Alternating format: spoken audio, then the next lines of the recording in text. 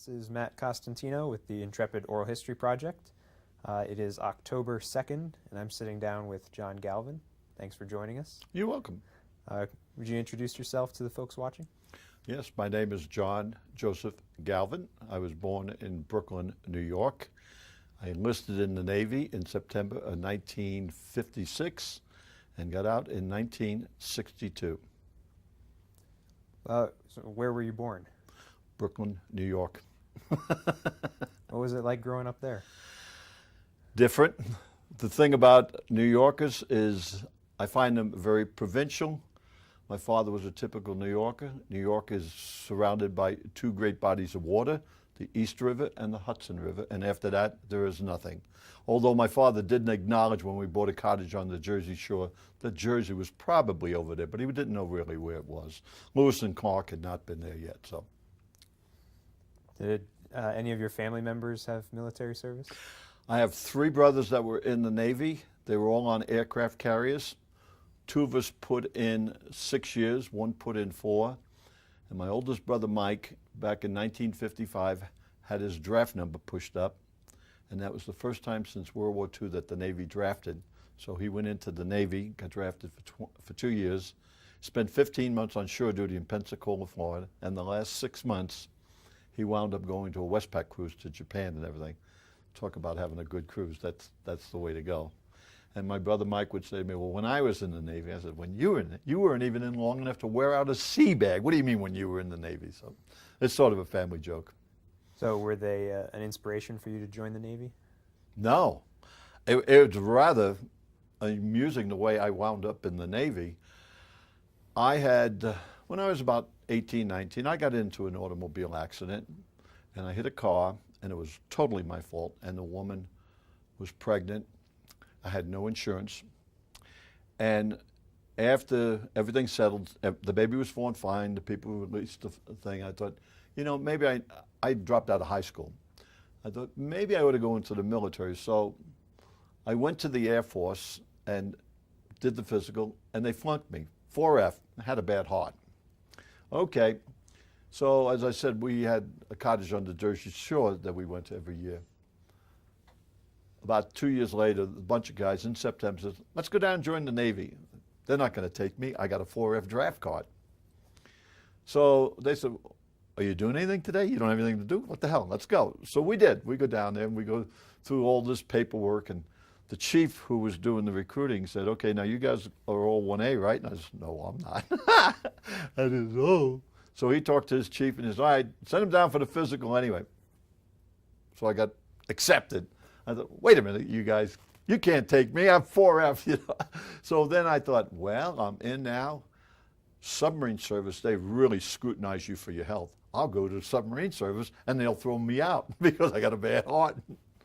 Didn't happen. No, not actually. That part's not true. But yeah. So then while I was there, I wound up getting my GED, gotten into electronics, electronic technician.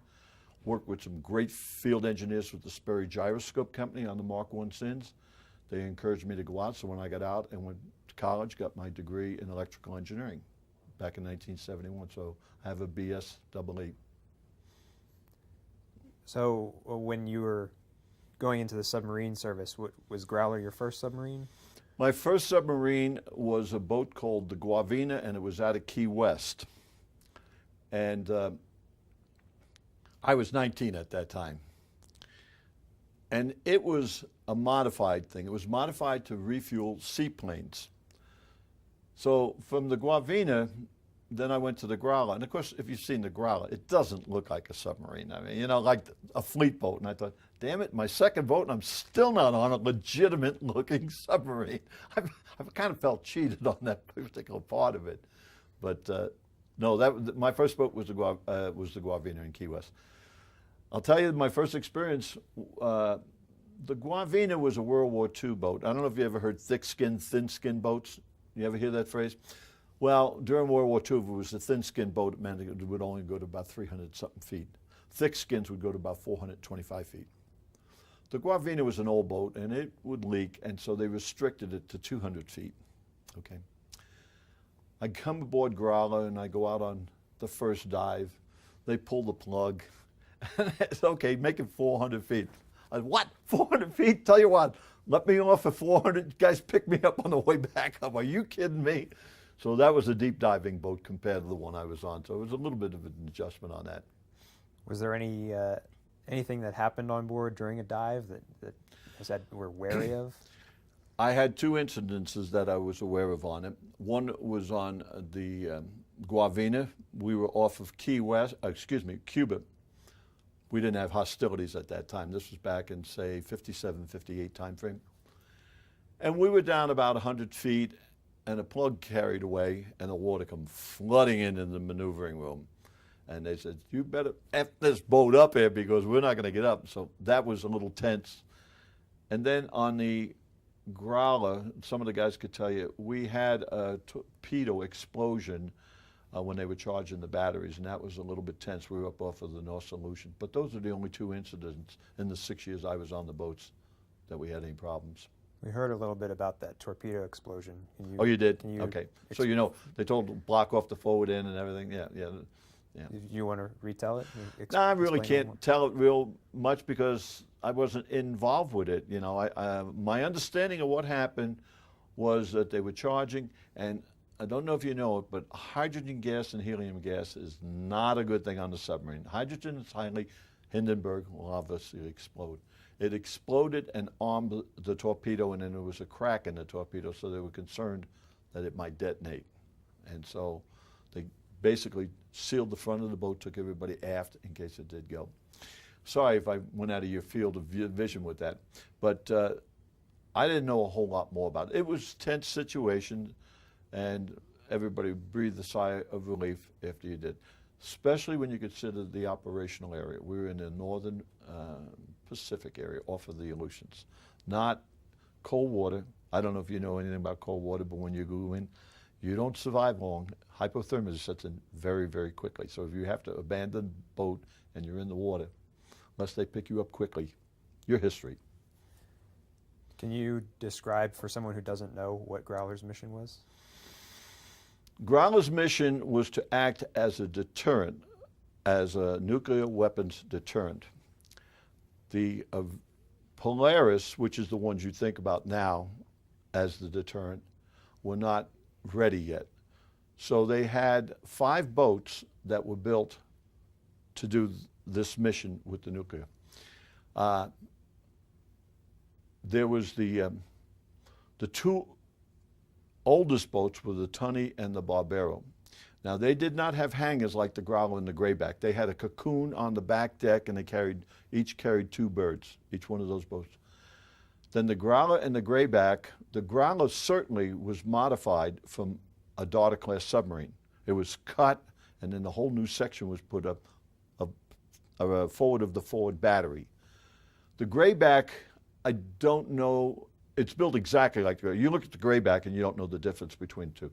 One was built in Mare Island, the other is Portsmouth, New Hampshire. But I assume that the Grayback was probably built from the Growler's plans, not that. Then the only one that was really great was the Halibut, which was hull number 587. It's nuclear power. It carried 5 birds. The Grayback and the Growler carried 4 birds. How did you feel about Growler's mission, and what were your impressions of the Soviet Union at the time? You have to remember, you're talking to a bunch of guys that are 21 years old and stuff like that, and they just, I can't speak for all sailors, but I think I can speak for a majority. They're not interested in that. They're interested in going out and getting drunk and meeting girls. That is probably primary. If that was their primary mission, we would have been doing a really, really good job. The thing that irks most of what, I don't know if you ever heard the phrase smoke boats. You ever hear anybody call them smoke boats? They're the old diesel boats, okay? They hear so much about the Polaris people going out with 2 crews going out for 60 days. 60 days was a short patrol on our boat. You can do the numbers. We had 5 boats to cover 12 months of the year, okay? Then they decided that the Tunny and the Barbero did not have enough firepower by themselves, so they had to go out as a team. Now you're down to 4 boats, okay? 1 boat would always be in the shipyard for overhaul. Now you're down to 3 boats. You got 12 months with 3 boats. How many months are you going to be gone? So typically you would go out, you would be out maybe 2 months on station, then you break and you either go back to Pearl or go to Japan and do upkeep. And then at the end of the upkeep, you go back out again for another 2 months and then return to Pearl. So normally when we left, we were gone about 6 months roughly. And so what was your job on the Growler? My job initially was to maintain the radar and the ECM. ECM being electronic countermeasures, listening for radars and so on down the line. Then I moved into the inertial navigation system, and so that was my primary job for the last 2 years, just maintaining the SIN system. Can you describe what the SIN system is? Yeah, the SIN system, if anybody knows anything about navigation, there are a couple of things you can do. If you come along, you could do what we call a DRT, dead reckoning tracking. In other words, if I'm going north at 1 mile an hour, in 1 hour I should be here, 2 hours so. Well, what happens with dead reckoning, it doesn't take into consideration currents and winds that could give you a side velocity. So you're going to be off. The longer you go without a land fix or a star fix or something, the more you're off. The inertial navigation senses these things and corrects for them. So you could go 10 hours and the inertial navigation system should be within 3 miles of where you're at. You can't rely on stars all the time because it could be overcast. Lorenz A and C was limited in the areas we went to. So our primary thing would have been either, the inertial platform to give us our position. And it's important because let's say, hypothetically you're off of the Russian coast. I'm not saying that's where we were. I'm just saying hypothetically. And you didn't know exactly where you were. You could be in their territorial waters. And if you are, you could get interned if you get captured. So it's important to know exactly where the boat is. We used to have some little jokes about it. Star, when we do star fixes, the sing song we used to have is "Twinkle, Twinkle, Little Star, where the hell I think I are." And my navigation officer told me his inertial navigation system is defined as a system. You have to tell it its starting point. You're starting here. It starts here, and then after 10 hours gives you back the exact same information, only with a little bit of error in it. So that was sort of the joke about the SIN system. How precise was the system? I don't know if I can answer that one, mostly because some of that is classified information. The Mark I SINs, which is what we had on the Growler, was about 6 miles after 10 hours. And if you didn't reset it, update it, the error would increase. The newer ones are much, much more accurate. They went from, the SINs went from a Mark I SINs, which was made by Sperry, to a Mark II SINs, which was a big improvement made by Autonetics, to a Mark III SINs that was made by Sperry again. And then I worked on a Mark IV SINs from Nortronics, which was great. And now the newer ones are called dual mini SINs. I have 2 of them. And then they have what they call an ESGN, which is an electrically suspended gyro navigator. That is the most accurate of all of them. That being said, one of the most accurate things you got is GPS. But if you're down, you have to have an antenna come up. Remember one thing with a submarine, stealth. You don't want to expose yourself. If you have to stick an antenna in the air or anything like that, you're leaving yourself open for detection. And we should probably clarify, what does SINs stand for? Ship's Inertial Navigation System. ESGN would be Electrically Suspended Gyro Navigator. Dual MINs, 2 mini SINs. Okay. Guys in the military tend to throw around acronyms like they're going, it's like alphabet soup, to be honest with you. Did you carry a lot of maps and charts on board too? Oh yeah, you always carried the charts of the operational area you're in. I did not have much to do with that. It was the quartermasters that would do that. But they would call me up and say, what's our position on SINs? And I would give it to them so they could keep a track of where we're at. You always plotted a track, a course line and stuff like that. If anything was ever in question, where were you at? You can produce your chart to show. And in the ship's log, they log that information into the ship's log also. Like Larry Gracie, he could give you more information on it. Larry is a quartermaster, so he would be more informed in that particular area than I would be. Where would the SINs be located in the submarine? The SINs on the Growler is located right after the forward torpedo room and right under the hangars. It was located right there, and before you got into the forward battery. About how big was it? The SINs had a huge, big thing we called the GAC, which was a geographical analog computer, and that's what it had all the sensors on it. And think of a huge beach ball. That's what it looked like, a huge beach ball. Then they would have another little console that would read out the latitude and longitude, and then some power supplies. So that, the readout section was about as big as that cupboard over there. Wasn't massive, but what we called the binnacle, the GAC, that was huge. That was the biggest part of it because it had the 3 gyros and the accelerometers and things of that nature. Was there a backup to the SINs? I mean, the backup to the SINs would always be either the Loran A, the Loran C, which obviously you have to have an antenna out of the water to do it. Star shots, you have to surface to do that. And then dead reckoning, that's it. Those were your main navigational things. If you had landmass and they had lighthouses, you could take a fix on that and triangulate your position. But a lot of times if you're out in the middle of the ocean, they're not there. So you have it's mostly going in and out of harbors that you would use that type of thing. So I would assume you had some sort of special training to be able to operate that kind of a machine? I went to school for the SINs for about 12 weeks up at Great Lakes. So the answer to that is yes. For the electronics, I learned basic electronics, and that was about 26 weeks before I got out of that. And then you would go to specialized schools if you were doing a particular new piece of equipment. Now you mentioned earlier about if the ship was going down and you had to go out in the water, or you might wander into enemy territory and get picked up.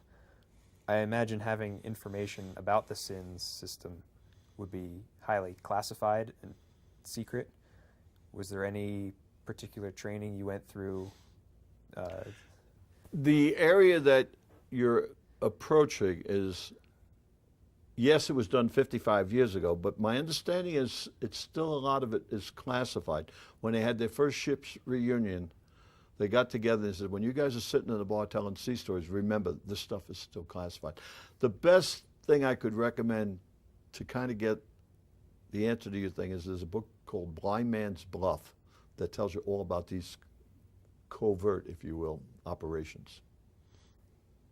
Was there anything, I'm sure you had some procedures if you had to abandon ship to destroy One of the things about submarines is we have, like, they call it the compartment bills. It tells you how to rig for dive, rig for chlorine, rig for collision. And if any of those things happen, the minute you go there, you start reading these. What valves got to be shut, vents got to be locked, and so on down the line. It's an interesting thing, just as a side note. When we got ready to make our first patrol, we're in Pearl, and Schofield Barracks is a big Army base in there. And so they sent the whole crew up. I don't think this is classified, so I don't think it's a problem. They sent us all up to what they call prisoner of war indoctrination training. Did somebody already address this? They did. Tell me if I'm different about it, because, 50-something years ago, senile psychosis and all these other things may have set in. But we went there for one day, and these guys are dressed in Russian uniforms, they're dressed in red Chinese uniforms, and they kind of tell you what they'll do if they're trying to brainwash you. That was the first thing that we did. And then 3 or 4 days later, they come along and they said, you know what? It's probably a good idea if you guys make out a last will and testament. Okay, so now we got prisoner of war training and then this. The last thing, just before we sailed, they said, okay, here's our cover story. If we get interned, we're in a cold water training mission. I thought, you know what? There seems to be some doubt as to people's minds whether we're coming back off this damn thing. Maybe I just should stay on the pier, and I'll meet you guys when you come back. Was I pretty accurate with what they remembered? Yeah? Okay. I didn't remember, if somebody said, no, we did this and that. So it was a one-day deal. We got there early in the morning, and they didn't feed us. I remember that because everybody was really hungry, And then that was one of the things they may have done. They had like soup cooking, and we hadn't eaten all day. You guys want something? And they kick it over on you. No, it's interesting to hear about that because, in these interviews, hearing people talk about that, it's really the first time we'd known any of that went on. So it's good to hear your side of it too. Now, about life on board the Growler, what was the day-to-day, how's it adjusting to the, you're inside a submarine, there's no sun, no light or day? Well, it depends. You might, in this day of PC, say this was buoyant. Has anybody used the word NQP before you guys yet? NQPs are called non-qualified pukes. They don't have their dolphins, they don't know all the boats, and they're not allowed to watch any movies, play cards. If they're not on watch or working, they are qualifying. So they're treated like second-class citizens. That being said, if you were an NQP, if you weren't on watch or sleeping, it was either we had 2 movies a day. They'd set up in the after battery, the cruise mess, and we watched them. They'd play bingo. They'd play cards all the time. And then there was always guys joking around with one another, pulling gags on everybody. One of them that they used to do is if we had a bunch of new guys that come aboard, they would make an announcement. The control room, you're familiar with the control room. It's rigged for red at night, so it's completely almost dark in there. They would pass the word and they'd say, we've captured a rare sea animal here. It's called a sea bat. If no one's seen a sea bat, later to the control room and you can see it. And they'd get a cardboard pasteboard box and cut a couple of holes in it. And they had a string on it where you couldn't see. And they usually young kids, 18, 19, where's the sea bat? It's over in the corner over there, like that, where that wastebasket is. And they go over and they pull on it. Now there, it's in there. Bend down a little bit closer. And then when they did, they had something like a fraternity paddle. They hit you in the bottom. There's the sea bat. They had one guy, they swallowed him 3 times before he finally figured out what the hell a sea bat was. So things like that would go on. We'd have bingo. And all of a sudden, the control room almost always, everybody was on watch. Nobody hung out in the control room unless they were on watch. So people are on the sound-powered phones, B3, B4, old 75, whatever. All of a sudden you'd hear bingo in the control room and everybody, bingo, why the hell are you guys in the control room playing bingo? You're supposed to be on watch there. Stuff like that would go on all the time. The guys would always joke with one another. That's what we've been hearing. The worst part of the patrol was the first week, getting used to the routine of being there. After that, the boat, roughly, the Growler is 320-something feet long. I probably never used more than 50 feet, just where I stood watch, where I ate, and where I slept. And that was it. Never went back to the stern room, never went up to the forward torpedo room. One time I had to go back to the stern room because whenever we threw trash overboard in Ziploc bags or baggies, we had to weight it so it would sink, so no one could pick it up and find out we're in the area. So I was going back to the stern room, and we had been underway about 30 days, something like that, pick up some weights. You have to, one straight line to the stern room. In the Nukies, they got other decks. We don't have that straight room. I get back there, and the guys in the stern room were giving me grief because I never, in the 3 years I'd been on the Growler, I probably went down there 5 times. Are you a new guy? Did we stop and pick up new guys? We've been in Port William? And I'd walk around and say, gee, this is nice. When do we get this part of the boat? I don't remember this. And joke like that would go on all the time. It's interesting you mentioned that when they rigged the boat for red. Can you explain the different lighting systems in the submarine? Yeah, rig for red. First off, if you're doing, we're not rigged for red. We're under regular fluorescent white lights. Everything's bright. So you accustom your eyes for night vision, because if you happen to be a lookout and you're going topside to look, you're blinded as soon as you get it. You can't see anything, So they would turn all the lights in the control room on red light bulbs. And it's not because we had any hookers or anything. It's just that's to make your eyes accustomed. So when you got, in fact, sometimes they would even put on red goggles too. And it's almost pretty close to being dark in there, really, to be honest with you. And that's so when you went topside, you were accustomed already to look for ships and so on. So rig for red was they would turn off all the bright lights, white lights, and just have red lights on. Control room's the only one that had that. The forward torpedo room, those guys are so far away from the control room, you didn't have to worry about it. Were there any lighting codes or anything through the whole submarine that they would change? No, not that I remember. Just rig for red in the control room. We never. I don't even think, to tell you the truth, and I'm guessing on this, and there are guys on that are here now that were saying it's forward torpedo room. I don't think we even had red lights up in any of these other compartments if you wanted to rig for red, because you could say, well, couldn't you go topside from the forward torpedo room, from the after battery, and from the stern room? Obviously, the answer is yes, but we never rigged them for red as far as I know. Would you say those fluorescent lights were on almost all the time? Pretty much so in all the compartments, with the exception of the after battery, which was the main berthing compartment. And then the walkway going through would be, but back a little bit was the big sleeping area. They called it Hogan's Alley. That was never brightly lit at all. That was always dark.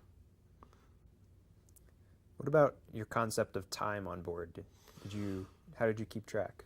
Time presented a major problem for us when we started patrols. And the reason it presents a problem is that you cross the international date line. So now all of a sudden your clocks are really out. When you're on the boat, it doesn't make any difference. What I mean on the boat, no outside stuff. You're not looking outside. So you might be having breakfast and the real time, Honolulu, is midnight, but you don't know it, because your clock on the thing. So the first time we went out, we decided that we would change the clocks as we changed to the time zones. And people were getting really, really screwed up, and they didn't know what the hell. Is this supposed to be lunch or breakfast or soup down? They didn't know. So they just decided they would leave the clocks on all the time. And as long as you don't have an outside influence, you don't know the difference. Very, very few of the people would see the outside air once we shut the hatches. And then as we got into the second and third patrols, nobody was going topside. Nobody. First one, we would surface at night, charge batteries. The second patrol went on, snorkeled the whole time, never surfaced. Did anything special happen when you crossed the date line? Not in that particular. There is a very, very small honor that goes along with it, but it's not a big one. The biggest one is when you cross the equator. You go from what they call a shellback, from a polywog to becoming a shellback, and they have a real ritual doing. Whether you cross it on the submarine or surface ship, it's a big deal. There is also a legion of the blue noses if you go up towards the poles. But the dateline, they do have one, but it's a minuscule, obscure thing, to tell you the truth. I don't even know what the hell they call it, to be honest with you. I've seen a picture of the SINs on Growler, and it looked like there was some artwork on it, some drawing. Guys tend to do things like that. They tend to decorate it with their own little personal things. I don't remember any of them, to be candid with you. But see, I was on with the SINs for about a year and a half, and then I left, got out of the Navy. And I wasn't quite sure if I wanted to get out of the Navy. I had 6 years in at that time. And I thought, you know what, I can get out of the Navy, try it for a year. If I don't like it, I can come back and keep my rate. Okay. If I don't get out now and I sign up, I'm signing up for another 4 or 6 years, and I decide I don't like it, I can't get out. So I decided I would get out. And so I got out, went to work for RCA and Sperry Gyroscope and a bunch of stuff. And the standing rule with the guys I worked with was to keep an eye on me, because every time I got drunk, I was heading back for the to the Navy. I'm going to re-enlist and go back to sea. I enjoyed the Navy. The Navy was a wonderful thing for me. You're from Brooklyn, you know what's going on. Dropped out of high school. What are your options, Ronnie? You're going to go become a longshoreman? You're going to be a runner on Wall Street? I mean, not very good prospects. So when I did that, as I said, I got my GED. I got to work in electronics. I worked with some field engineers that encouraged me to go to college. And so I went out and got a BS in electrical engineering, which I would have never done if I stayed in Brooklyn, New York. So when did you hear that Growler was becoming a museum? When it was going to be what? A museum. Gee, I honestly don't know that particular thing when I heard that. What surprised me the most, really, was not it was a museum, but the service life. It was only in business for 6 years. And we were just a stopgap measure, so I guess I should have understood that. And I started to think about it. Hell, I was on that boat for half of its lifetime. It's just unbelievable. And I'm really happy. There are other submarines that are monuments. If you go to Hawaii, the Bowfin's out there. You can go through the Bowfin and everything.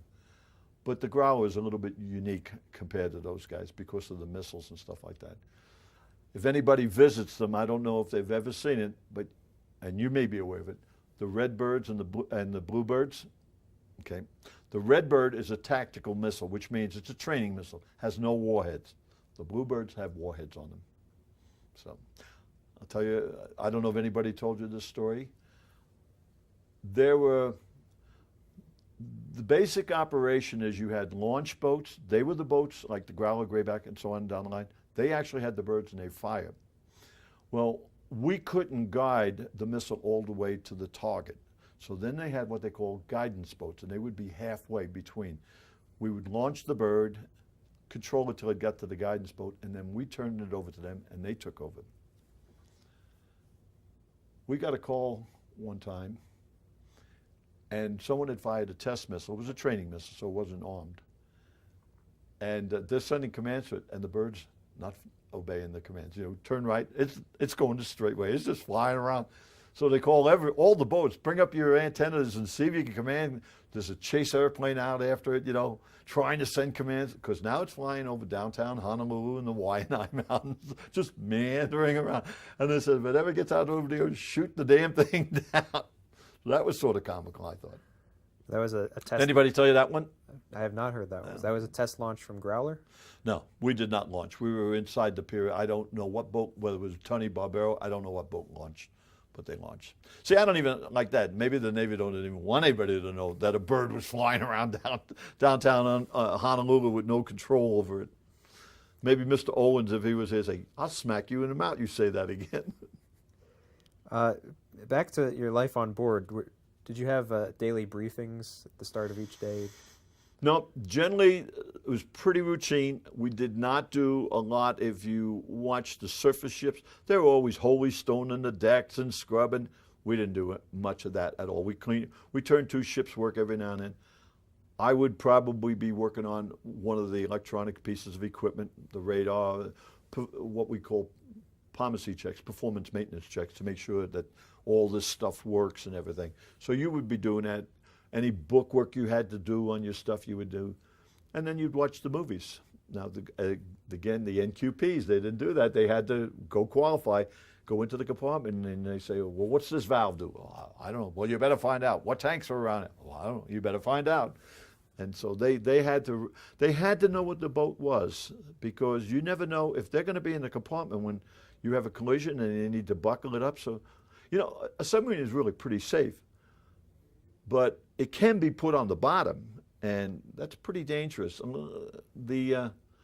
When you come out of the shipyards, we come out after we did a yard overhaul, and the first dive you make it in shallow water being like 200 feet, because you can make an escape from 200 feet, no sweat. You don't need no DSRVs or diving belts. You just do a thing called free ascent, and you just basically go out and surface all the water. You could do that to about 400 feet. Around Pearl, as soon as you clear the harbor, it goes down 15,000 feet. If you get into a problem, that son of a gun's going to the bottom. If you go to the bottom in 200 feet, you can get out. Like the Squalus when it first went down in 1939. So you always make your shallow dive, your first dive out of the shipyard in shallow water. So if you do have a problem, a valve carries away, the compartment floods, you know you can get out of it pretty well. Were you on board when the Thresher went down? I was on board the Growler when it went down, and we had one guy, and I was talking to Larry Glacy about it, as a matter of fact, Joe Murillo. he was so happy that he got it. In fact, I didn't know it. Joe said he pulled a lot of strings to get on it. His family was well influenced or something like that. But he was so happy to get off the boat. He was going to the newest, best boat there was. And it's a tragedy. They were in 15,000 feet of water. Worst thing that happens is if you think about the Kursk that went down in the Bering Sea. It's a Russian boat, not one of ours. They went down in water that they could have saved the whole crew, but the Russians were reluctant to let the Americans or the Swedes or anybody help with diving bells and DSRVs until it was too late, and then they lost all those people. They could have saved probably maybe 3/4 of the crew. Where the explosion happened, those people are dead. The forward torpedo room, they're dead. Compartment 1, 2, whatever. But the rest of them, they would have been able to save a lot of them. It's tragic. How does that play on your psychology as a submariner? I don't think anybody thinks about it. Now, I know my first boat, as I said, I went on it in 57. So I had some guys that actually went out on war patrols. And they would tell me stories about that, about being down 3 or 4 days, rebreathing the same air. And they said the strange thing, when they finally surfaced an open hatch, the air as it came in, fresh air, was so sweet tasting to them. So it was interesting. I never had depth charges. I did have an occasion when we were in Key West, we were operating with some destroyers, and we were done with our ops, and we surfaced and went back to port, and they threw the depth charge overboard, and you could feel those explosions a lot, far away. So I thought, man, if those things are only 100 feet away from you, it's going to rock your soul, baby, I'll tell you. Did you ever get to, say you're coming from ADAC back to Pearl, did you ever get to go outside the submarine when you're on the surface? Generally not. To tell you, most of the guys didn't do it. There were guys that wanted to go up. You know, we're in unsecure, we're running on the surface. They, you know, permission to come up.